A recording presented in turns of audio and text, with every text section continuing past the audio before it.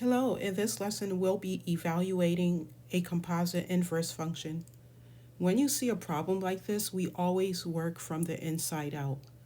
So we're going to start with g inverse of 2, as you can see here. That's g inverse of 2. And inverse means I look for where 2 is the output of g. So if we take a look at g, we see that 2 is the output when the input is 4. And so we can write g inverse of 2 equals 4. That is g inverse of 2 equals 4.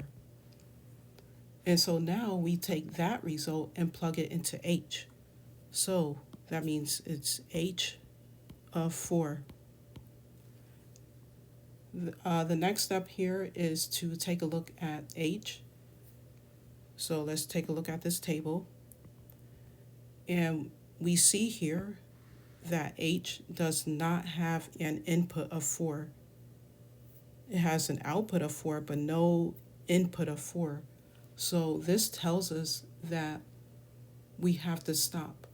The entire expression stops right here.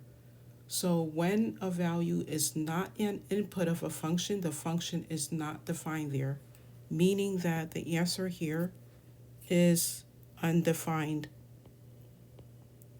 Undefined, and that is the final answer here. So I also want to say this.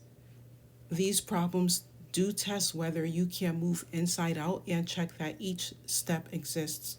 So keep practicing and stay tuned for more calm, clear math lessons right here on Math by TV.